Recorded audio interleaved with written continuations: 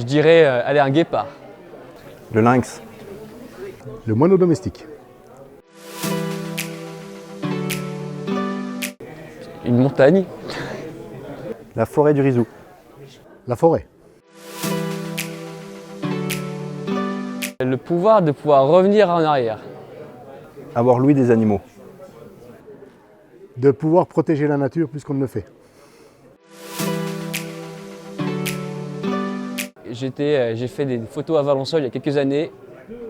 Un lieu super beau que je savais bonder de photographes en général. Et en fait, on s'est retrouvés alignés à 40-45 photographes sur toutes les rangées d'un spot super beau. Et en fait, on était arrivés super tôt, nous, pour avoir les bonnes gâches.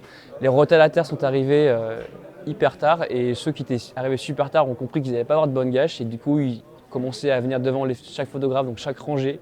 Ça crée des tensions, ça crée des insultes, pas mal d'embrouilles, ça a même failli se foutre sur la gueule sur le spot et je ne retournerai jamais là-bas parce qu'en fait j'avais jamais vécu ça avant et je me dis que des fois le monde de la photo est un peu relou, quoi. Lors d'une track, d'un suivi du lynx, je me suis retrouvé à devoir me mettre à l'affût pour espérer les voir. Et le soleil pleine face m'a fait fermer les yeux et quand je les ai rouverts, la maman et les deux petits lynx étaient droit devant moi, en face. Donc c'était juste un moment magique. Cette photo qui m'a permis de faire toute une série de photos de vaches. C'est la photo initiale qui m'a permis de découvrir et de faire beaucoup de photos de vaches, que je fais maintenant un peu partout. Voilà.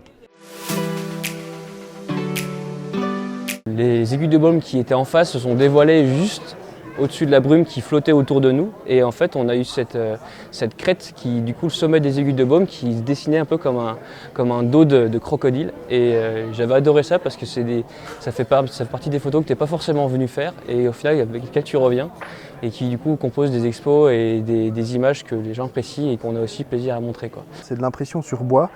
Et je l'ai réalisé en partenariat avec Jocelyn Batic qui est menuisier. Qui a réalisé tout le tour du tableau en bois brossé, brûlé et verni. Donc on obtient des simili de peinture, et ce qui rend des tableaux assez sympathiques et qui sont très appréciés des gens qui viennent visiter mon exposition. Voilà. Donc cette photo, je cherchais vraiment à la réaliser, à la faire. Je l'avais vraiment dans la tête pour la faire. Donc c'était de trouver le moment où l'animal se trouve vraiment en face du soleil, pour l'avoir en ombre chinoise comme c'est ça.